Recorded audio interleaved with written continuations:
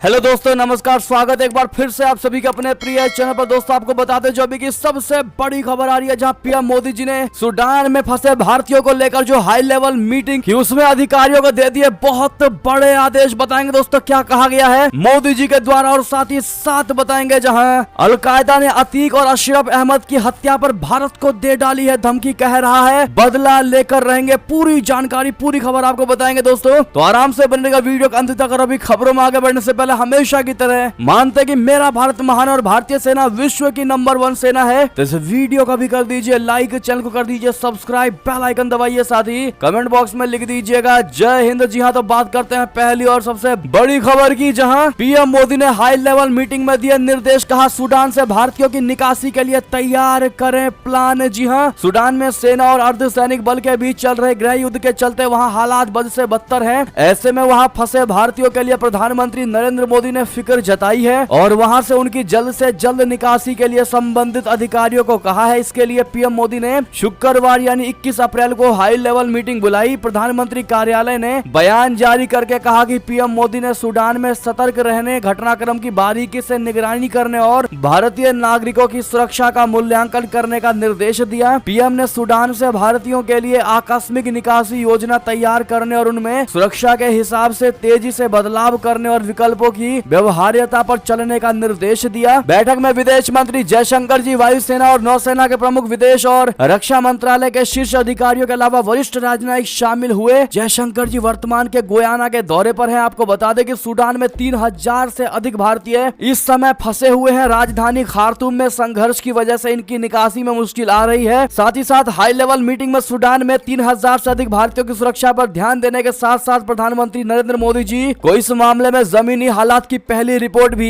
दे दी गई है। जी हां, आपको बता दें कि अब तक एक भारतीय समेत 300 से अधिक लोगों की मौतें हो चुकी हैं। इतना ही नहीं दोस्तों, एक महिला ने सूडान में फंसे अपने भारतीयों को लेकर पीएम नरेंद्र मोदी जी से अपील भी की है। भावुक अपील करते हुए कहा है कि उम्मीद है कि मेरे पति वापस आएंगे। उसने ट्विटर पर ट्वीट करते हुए अपील की है और पीएम मोदी और विदेश मंत्री जयशंकर जी को भी टैग किया है और कहा है कि मुझे उम्मीद है कि आप मेरी चिंताओं को शांत करने और मेरे पति और बाकी फंसे हुए भारतीयों को सूडान की राजधानी खार्तूम से वापस लाने में सक्षम होंगे। आपकी कोशिशों और आपकी पहल के लिए मैं आपका धन्यवाद करती हूं। जी हां, ऐसे में दोस्तों अगर आप भी मानते हैं कि हमारी भारत की सरकार, भारतीय विदेश मंत्रालय इतना मजबूत और इतना स्ट्रांग है और इतना सक्षम है कि उन भारतीयों को सही सलामत वापस ले आएगी, तो इस वीडियो को लाइक जरूर कर दीजिएगा। चलते अगली बड़ी खबर की तरफ, जहां अलकायदा ने अतीक और अशरफ अहमद की हत्या पर भारत को दे डाली है धमकी, कह रहा है बदला लेकर रहेंगे। बता दें, अतीक और अशरफ हत्या मामले में बहुत बड़ी धमकी मिली है। अलकायदा ने अतीक की हत्याकांड का बदला लेने की धमकी दी है। आतंकवादी संगठन अलकायदा ने 7 पन्नों की मैगजीन जारी करके कहा है कि इस हत्याकांड का बदला लेंगे। कुख्यात आतंकी संगठन की इस धमकी के बाद जांच एजेंसियां हाई अलर्ट पर आ गई हैं। बता दें, माफिया अतीक अहमद और उसके भाई अशरफ की 15 अप्रैल की रात प्रयागराज में हत्या कर दी गई थी। पुलिस की सुरक्षा के बीच इस सनसनीखेज हत्याकांड को शूटर अरुण मौर्य, सनी और लवलेश तिवारी ने अंजाम दिया था। तीनों पत्रकार बनकर पहुंचे। इसके बाद जैसे ही अतीक और अशरफ ने मीडिया से बात करनी शुरू कर दी, तीनों ने ताबड़तोड़ फायरिंग कर दी। इस दौरान हुई करीब 18 राउंड फायरिंग में 8 गोलियां अतीक को लगी। इस हत्याकांड की जांच चल रही है। जी हां, शुक्रवार जुमे की नमाज के बाद पटना में अतीक अहमद के समर्थन में नारेबाजी हुई थी। देश में अतीक अहमद की हत्या के बाद से इस घटना ने सियासी रंग भी ले लिया है। कोई इसे साजिश बता रहा है तो कोई इसे हत्याकांड, हिंदू मुसलमान वाला एंगल दे रहा है। ऐसे में अलकायदा की धमकी ने आग में घी डालने का काम कर दिया है। अलकायदा ने पाकिस्तान और बांग्लादेश में मुसलमानों की स्थिति पर चिंता जताते हुए आरोप लगाया है कि बांग्लादेश में हिंदुओं का प्रभाव स्थापित करने की कोशिश की जा रही है। भारतीय उपमहाद्वीप में अलकायदा के प्रमुख उस्मा महमूद ने कहा कि हम अपने एजेंडे को आगे बढ़ाने में सक्षम हैं। अलकायदा ने कश्मीर को लेकर चीन, बांग्लादेश, सऊदी, यमन और अमेरिका में आत्मघाती हमले करने की भी धमकी दी है। अलकायदा ने कहा कि बिहार और कश्मीर में मुसलमानों को टारगेट किया जा रहा है। अलकायदा ने भारत के अलावा पड़ोसी देशों को भी धमकी दे डाली। ऐसे में उत्तर प्रदेश में सिक्योरिटी बढ़ा दी गई है। बहरहाल बात करते हैं अगली बड़ी खबर की, जहां भारत में गरजा अमेरिकी B-1B बॉम्बर तो चीनी विशेषज्ञों के बदले सुर। पीएम मोदी की विदेश नीति की जमकर तारीफ। बता दें, भारत में अमेरिका के B-1B लॉन्चर सुपरसोनिक बॉम्बर्स के आने की धमक की अब चीन तक साफ महसूस की जा रही है। ये महाविनाशक बॉम्बर भारत में कोप इंडिया अभ्यास में हिस्सा लेने के लिए पहुंचे हैं। इस अभ्यास में अमेरिका और भारतीय वायुसेना के फाइटर जेट हिस्सा लेंगे। अमेरिकी बॉम्बर भारत और चीन के बीच LAC से मात्र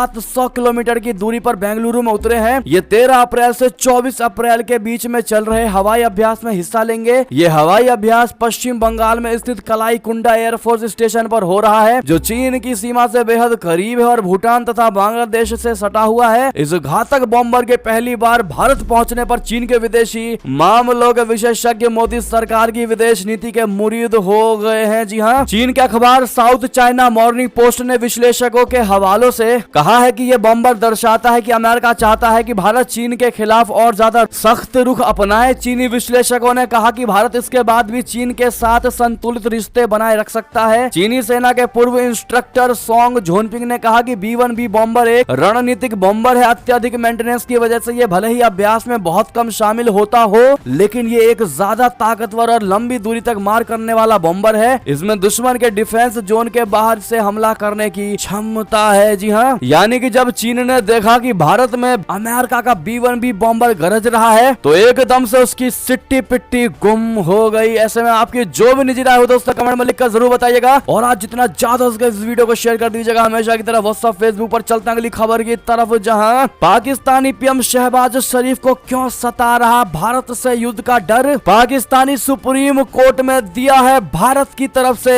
हमले की दलील। बता दें, देश में जारी आर्थिक तंगहाली, राजनीतिक अस्थिरता और आतंकवादी घटनाओं में वृद्धि के बीच पाकिस्तान को भारत से युद्ध का डर सता रहा है। शहबाज शरीफ सरकार ने गुरुवार को पाकिस्तानी सुप्रीम कोर्ट को बताया कि देश में होने वाली प्रांतीय चुनाव की देरी की एक वजह भारत से युद्ध का डर है। दरअसल अदालत पाकिस्तान के पंजाब प्रांत में होने वाली विधानसभा चुनाव में देरी की अपील पर सुनवाई कर रही है। पाकिस्तानी मीडिया रिपोर्ट्स के मुताबिक गुरुवार को पाकिस्तानी रक्षा मंत्रालय की ओर से सुप्रीम कोर्ट को सौंपी गई रिपोर्ट में कहा गया है कि राजनीतिक रूप से महत्वपूर्ण पंजाब प्रांत में चुनाव से देश में अस्थिरता बढ़ेगी और इसका फायदा उठाकर भारत जल विवाद समेत अन्य कई विवादित मुद्दों का लाभ उठा सकता है। रिपोर्ट में पाकिस्तान सरकार ने आशंका जताई है कि इससे पाकिस्तान उस ग्लोबल ग्रेट गेम का विक्टिम बना रहेगा जहां भारत एक अहम रोल में है। पाकिस्तानी रक्षा मंत्रालय ने इस रिपोर्ट के माध्यम से पंजाब में होने वाली चुनाव की तारीख के आदेश को वापस लेने का अनुरोध किया है। सरकार ने कहा है कि अगर पंजाब और खैबर पख्तूनख्वा में विधानसभा चुनाव होते हैं तो अन्य प्रांतों में भी होने वाले चुनाव से पहले आतंकवाद के खतरे में वृद्धि की आशंका है। जी हाँ, ऐसे में दोस्तों चुनाव ना कराने के 100 बहाने, लेकिन झूठ भी आप देखिए बहाने भी कैसे बना रहा है पाकिस्तान की सरकार कि भारत उस पर हमला कर देगा, भारत युद्ध छेड़ देगा। अगर वाकई में भारत को युद्ध छेड़ना होता या आगे से हमला करना होता तो कब का भारत कर चुका होता, क्योंकि पाकिस्तान की आज जो स्थिति है वो ऐसी है कि अगर भारत ने हमला कर भी दिया तो पाकिस्तान कुछ नहीं उखाड़ पाएगा। और दूसरी चीज, भारत ने कभी भी किसी के पीठ पर वार नहीं किया है आज तक। ये बात शहबाज सरकार को जान लेनी चाहिए। आप लोग क्या कहते हैं दोस्तों, अपनी राय अवश्य दीजिएगा और शहबाज के इस बहाने को लेकर भी कहना मत भूलिएगा। बात करते हैं अगली खबर की, जहां भारत के रुपए का बढ़ रहा दबदबा, बांग्लादेश भारतीय मुद्रा में करेगा व्यापार। ऐसा करने वाला 19वां देश भारत के लिए बहुत अच्छी खबर है दोस्तों, हर भारतीय को इस पर गर्व होगा। बता दें, दुनिया में आज हर तरह का ट्रेड डॉलर के जरिए होता है, लेकिन कई देश हैं जो डॉलर से छुटकारा चाहते हैं। बांग्लादेश और भारत के बीच एक ऐतिहासिक समझौता हुआ है। इसके जरिए अब बांग्लादेश भारत से अपना व्यापार रुपए में करेगा। बांग्लादेश 19वां देश बन गया है जो भारत के साथ डॉलर की जगह भारतीय मुद्रा में व्यापार करेगा। दोनों देश डॉलर को छोड़ने और अपने लेन देन को आसान बनाने के लिए स्थानीय मुद्रा के इस्तेमाल की बातचीत महीनों से कर रहे थे। भारत के साथ अंतर्राष्ट्रीय व्यापार शुरू करने के लिए बांग्लादेश के 2 बैंक, सोनाली बैंक और ईस्टर्न बैंक लिमिटेड बोले तो EBL, 2 भारतीय बैंकों SBI और ICICI में बैंक में अपने वॉस्ट्रो खाते खोलेंगे। दोनों भारतीय बैंक भी बांग्लादेश के इन बैंकों में अपने खाते खोलेंगे। बिना किसी तीसरे मुद्रा के दोनों देश टका और रुपया में अपना व्यापार करेंगे। बिजनेस स्टैंडर्ड की रिपोर्ट के मुताबिक सोनाली बैंक लिमिटेड के CEO और MD मोहम्मद अफजल करीम ने कहा कि इस तरह के व्यापार से दोनों देशों का डॉलर पर दबाव कम होगा, दोनों देशों को इससे फायदा होगा। भारतीय रिजर्व बैंक और SBI का एक प्रतिनिधि मंडल बांग्लादेश की राजधानी पहुंचा था। यहाँ रुपया और टका में व्यापार करने पर चर्चा हुई थी। साथ ही साथ अगर आप भी दोस्तों मानते हैं बेहतरीन कदम है तो अपनी राय जरूर रखिएगा दोस्तों। साथ ही साथ आपको बता दें, इसी के विपरीत एक बड़ी खबर है जहां अमेरिकी प्रतिबंधों के डर की वजह से रुपए लेने से इनकार। भारत को रूसी हथियारों की डिलीवरी ठप होती दिखी। बता दें, यूक्रेन युद्ध के बाद से रशिया पर अमेरिका के नेतृत्व में पश्चिमी देशों ने कड़े आर्थिक प्रतिबंध लगाए हैं। इन प्रतिबंधों का असर भारत और रशिया के बीच होने वाले व्यापार सौदों पर भी पड़ा है। भारत दशकों से रशिया से सैन्य साजो सामान खरीदने वालों में सबसे अव्वल रहा है, लेकिन प्रतिबंधों के चलते रशिया से सैन्य आपूर्ति लगभग ठप हो गई है। रशिया भारत को सैन्य साजो सामान की डिलीवरी नहीं कर पा रहा है। इनकी बड़ी वजह पेमेंट सिस्टम है। दोनों देश अमेरिका के प्रतिबंधों का उल्लंघन किए बिना भुगतान का नया तरीका खोजने में जुटे हैं। भारत ने पिछले साल रशिया से $2 बिलियन से अधिक की कीमत पर हथियार खरीदे थे, लेकिन ये भुगतान लगभग 1 साल से अटका हुआ है। मामले की जानकारी रखने वाले अधिकारियों ने कहा कि रशिया ने लगभग $10 बिलियन के स्पेयर पार्ट्स के साथ साथ 2 S-400 मिसाइल डिफेंस सिस्टम बैटरियों की डिलीवरी अभी तक नहीं की है, क्योंकि पेमेंट अटका हुआ है। भारत अधिकांश सैन्य हथियार और हार्डवेयर रशिया से खरीदता है। प्रतिबंधों के चलते महत्वपूर्ण कल पुर्जों उपकरणों की डिलीवरी में दिक्कतों का सामना करना पड़ रहा है। जी हाँ, साथ ही साथ दोस्तों बात करते हैं एक और बड़ी खबर की, जहां अपने केबल ऑपरेटरों पर क्यों बौखलाया पाकिस्तान। कह रहा है भारतीय चैनल अगर दिखाया तो खैर नहीं, बता दें पाकिस्तान के मीडिया वॉच डॉग ने स्थानीय केबल टीवी ऑपरेटरों को भारतीय चैनलों को प्रसारित करने से रोकने का आदेश जारी किया है। साथ ही इसने पाकिस्तानी ऑपरेटरों को चेतावनी दी है कि अगर वे इसके आदेशों का उल्लंघन करते पाए गए तो उनके खिलाफ कड़ी कार्रवाई की जाएगी। पाकिस्तान की इलेक्ट्रॉनिक मीडिया पर नजर रखने वाली संस्था ने PEMRA ने एक बयान में कहा है कि कई ऑपरेटरों को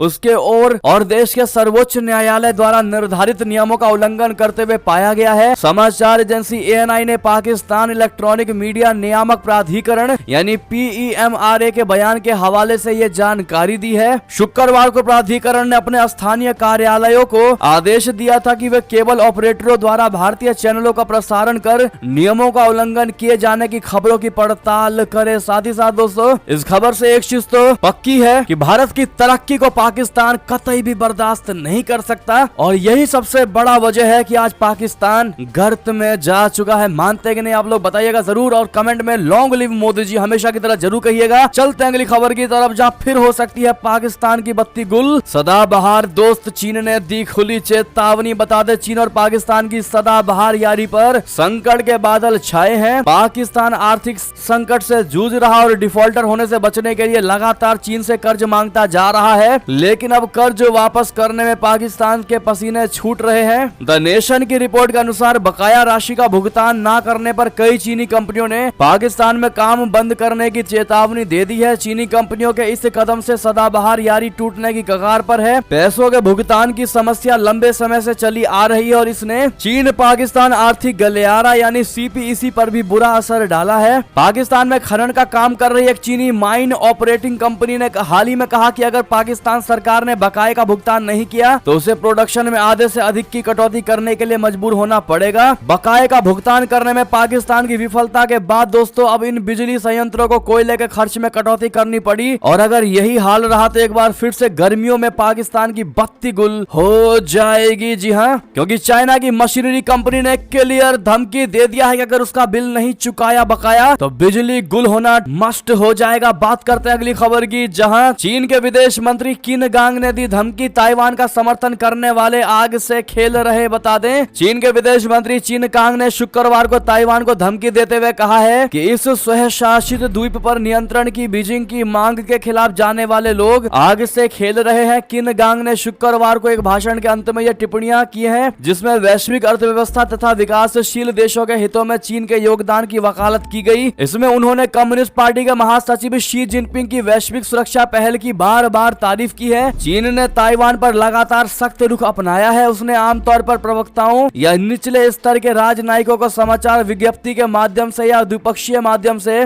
धमकी भरे बयान दिए हैं। जी हाँ, चिन कांग ने ताइवान को समस्या करार देते हुए कहा कि ताइवान समस्या चीन के अहम हितों का केंद्र है। हम चीन की संप्रभुता तथा सुरक्षा को कमतर करने वाले किसी भी कृत्य का जवाब देने में कभी पीछे नहीं हटेंगे। ताइवान के मुद्दे पर आग से खेलने वाले लोग खुद को ही जला लेंगे। साथ ही साथ आपको बता दें बड़ी खबर, जहां भारत के साथ सीमा विवाद पर बातचीत को गंभीरता से नहीं ले रहा चीन, अमेरिका ने ये बयान दिया है। जी हां, अमेरिका में दक्षिण और मध्य एशिया मामलों के लिए जो बाइडेन प्रशासन के एक वरिष्ठ अधिकारी ने भारत और चीन के बीच बातचीत के जरिए सीमा विवाद के समाधान का समर्थन किया है। अमेरिकी अधिकारी ने यह भी कहा है कि अमेरिका को इस बात के बेहद कम संकेत दिखते हैं कि चीन इन वार्ताओं को सही मंशा और गंभीरता से ले रहा है। दक्षिण एवं मध्य एशिया मामलों के सहायक विदेश मंत्री डोनाल्ड लू ने एक साक्षात्कार में चीन के रुख के खिलाफ दो टूक बयान दिया है। डोनाल्ड लू ने कहा कहा कि चीन के साथ भारत के सीमा विवाद पर हमारा रुख पहले जैसा ही है। हम दोनों देशों के बीच सीधी बातचीत के जरिए सीमा विवाद के समाधान का समर्थन करते हैं। ऐसे में अमेरिका का लगातार चाइना को लेकर भारत के हित में बयान देना, क्या वाकई में भारत के साथ अमेरिका आना चाहता है दोस्तों? क्या वाकई में रशिया की तरह अपनी पैठ को मजबूत बनाना चाहता है अमेरिका भारत के साथ, या फिर कोई नई चाल चलने की कोशिश कर रहा है? आपको जो भी लगता हो एक सच्चे भारतीय होने के नाते अपनी राय अवश्य रखिएगा। बात करते हैं एक और बड़ी खबर की, जहां विंग कमांडर दीपिका मिश्रा ने रक्षा इतिहास वीरता पुरस्कार पाने वाली वायुसेना की पहली महिला अफसर बनी। जी हां, विंग कमांडर दीपिका मिश्रा बृहस्पतिवार को वीरता पुरस्कार पाने वाली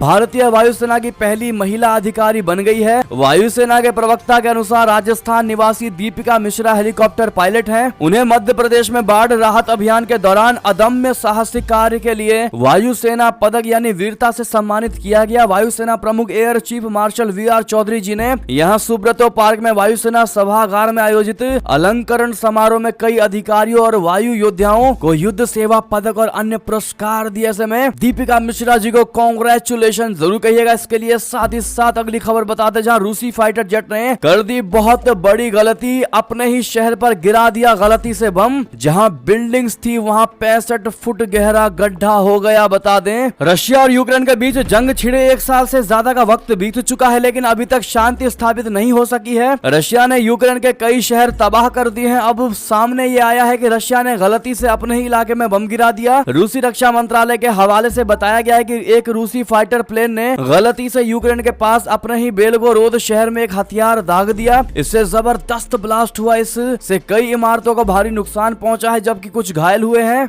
बात करते हैं अगली खबर की, जहां मुशर्रफ के आगरा कांड को दोहरा सकते हैं जहरीले बिलावल भुट्टो। गोवा में पाकिस्तानी चाल से रहना होगा सतर्क। बता दें, नवभारत टाइम्स की रिपोर्ट में ये बड़ी खबर आई है, जहां पाकिस्तान के विदेश मंत्री बिलावल भुट्टो जरदारी 4 और 5 मई को गोवा में होने वाले शंघाई कॉर्पोरेशन ऑर्गेनाइजेशन सम्मेलन में हिस्सा लेंगे। बिलावल पाकिस्तान के वो नेता हैं जो अक्सर कश्मीर मसले से लेकर प्रधानमंत्री नरेंद्र मोदी तक के बारे में बयान देते हुए सारी हदों को पार कर जाते हैं। बिलावल का भारत दौरा ऐसे समय में हो रहा है जब दोनों देशों के बीच बातचीत पूरी तरह से बंद है। साथ ही अब कश्मीर के पास भी विशेष राज्य का दर्जा नहीं है। ऐसे में जाहिर सी बात है कि पाकिस्तानी विदेश मंत्री जमकर जहर उगलेंगे। बिलावल का दौरा भारत पाकिस्तान की राजनीति पर नजर रखने वालों को परवेज मुशर्रफ के साल 2001 में हुए आगरा दौरे की याद दिला रहा है। उसे आज भी आगरा सम्मेलन के तौर पर जाना जाता है। जी हाँ, चलते हैं दोस्तों अगली बड़ी खबर की तरफ, जहां महंगाई से टूट रही है आम लोगों की कमर, सवालों के घेरे में सरकार। जी हाँ, नेपाल से बड़ी खबर, नेपाल में महंगाई पर काबू पाने की सरकार की कोशिशें नाकाम रही हैं। पिछले 3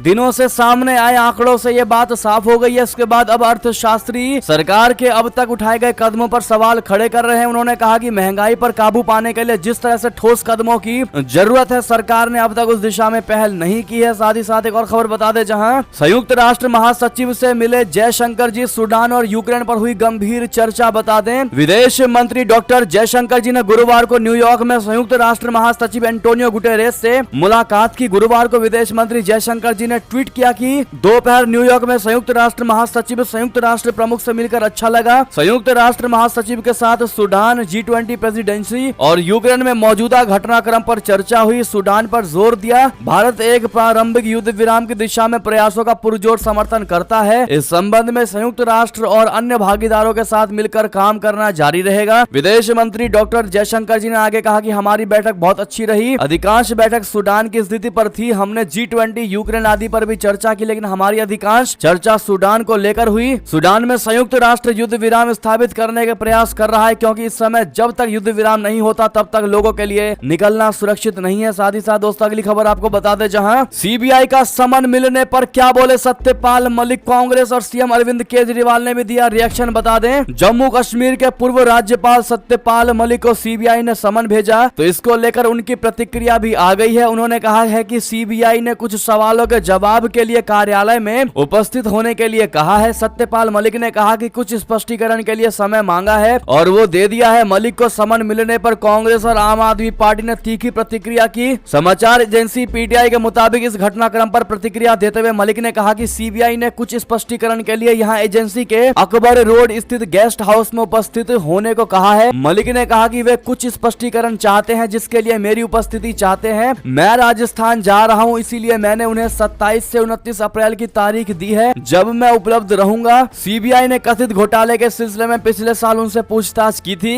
ऐसे में कांग्रेस ने क्या कहा आपको बता दें। कांग्रेस ने ट्वीट करते हुए कहा कि आखिरकार पीएम मोदी जी से रहा नहीं गया। सत्यपाल मलिक ने देश के सामने उनकी कलई खोल दी। अब सीबीआई ने मलिक को बुलाया है, ये तो होना ही था। एक चीज और होगी, गोदी मीडिया भी चुप रहेगा। तो उधर केजरीवाल ने भी कहा कि पूरा देश आपके साथ है। खौफ के इस दौर में आपने बहुत साहस दिखाया है सर, वो कायर है, सीबीआई के पीछे छिपा है। जब जब इस महान देश पर संकट आया आप जैसे लोगों ने अपने साहस से उसका मुकाबला किया। वो अनपढ़ है, भ्रष्ट है, गद्दार है, वो आपका मुकाबला नहीं कर सकता। आप आगे बढ़ो सर, गर्व है आप पर। ये पलटवार किया गया है दोस्तों कांग्रेस और केजरीवाल के द्वारा। ऐसे में ये चीज तो निश्चित है कि जब भी प्रधानमंत्री नरेंद्र मोदी और उनकी सरकार किसी पर कोई एक्शन लेने की बात करती भी है तो विपक्ष को मुद्दा जरूर मिल जाता है बोलने के लिए। इस पर आपकी जो भी निजी राय हो दोस्तों कमेंट में लिखकर अवश्य बताइएगा। बात करते हैं अगली बड़ी खबर की, जहां मुख्तार अंसारी की पत्नी अफशा पर कस गया शिकंजा। पुलिस ने जारी कर दिया लुकआउट नोटिस। बता दें, बांदा जेल में बंद मुख्तार अंसारी के परिवार की मुश्किलें बढ़ती जा रही हैं। तो इसी बीच अब पुलिस ने फरार चल रही मुख्तार अंसारी की पत्नी अफशा अंसारी के खिलाफ लुकआउट नोटिस जारी कर दिया है। दरअसल पुलिस को अफशा अंसारी के विदेश भागने का शक है, जिसकी वजह से पुलिस ने लुकआउट नोटिस जारी किया है और इसकी जानकारी मऊ के सीओ सिटी धनंजय मिश्रा ने दिया है। जी हाँ, आपको बता दें दोस्तों कि जब से अतीक अहमद की हत्या कर दी गई है तब से मुख्तार अंसारी भी ट्रेंड पर चल रहे हैं और इसको लेकर तरह तरह के लोग बातें कह रहे हैं। बहरहाल आप क्या कहना चाहेंगे दोस्तों, अपनी राय अवश्य दीजिएगा। चलते हैं अगली खबर की तरफ, जहां अजीत पवार ने एनसीपी को दिया बड़ा झटका। भाजपा में शामिल होने की अटकलों के बीच आई बड़ी खबर। जी हां, राष्ट्रवादी कांग्रेस पार्टी यानी राकांपा के वरिष्ठ नेता अजीत पवार ने पार्टी को सूचित किया है कि वो अपनी पूर्व प्रतिबद्धताओं के चलते शुक्रवार को मुंबई में होने वाले पार्टी के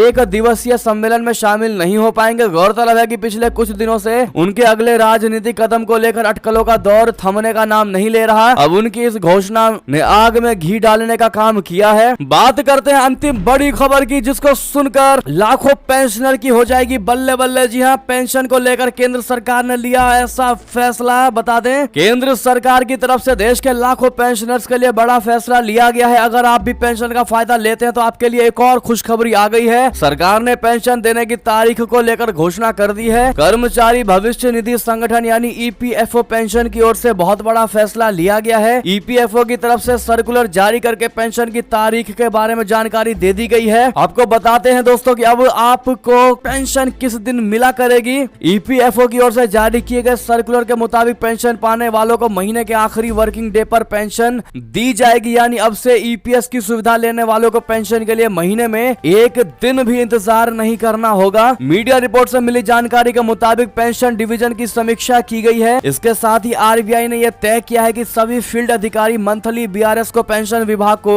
भेज सकते हैं। इसमें बताया गया है कि सभी पेंशन पाने वालों के खाते में समय से पैसा जाना चाहिए। इसके साथ ही सरकार ने कहा है कि सभी आदेशों का सख्ती से पालन किया जाना चाहिए। बाकी पूरी जानकारी हमने स्क्रीन पर दे दिया है दोस्तों, आप देख ही पा रहे होंगे। 58 साल की उम्र के बाद से ये पेंशन मिलनी शुरू होती है। बहरहाल दोस्तों, ये थी अब तक की सारी बड़ी खबरें। आपको हमारी खबर कैसी लगी दोस्तों? अगर थोड़ी भी अच्छी लगी तो इस वीडियो को भी अपने भाई बंधुओं में व्हाट्सएप, फेसबुक, ट्विटर के जरिए पूरे भारत में शेयर करना बिल्कुल मत भूलिएगा। और अभी कर दीजिए इस वीडियो को लाइक, चैनल को कर दीजिए सब्सक्राइब, बेल आइकन दबाइए, साथ ही कमेंट बॉक्स में लिख दीजिएगा जय हिंद जय भारत। तो मिलते हैं आप अगली बड़ी खबर में, तब तक अपना ख्याल रखिएगा। आप सभी का बहुत बहुत धन्यवाद साथ देने के लिए, साथ बने रहने के लिए। जय हिंद जय भारत।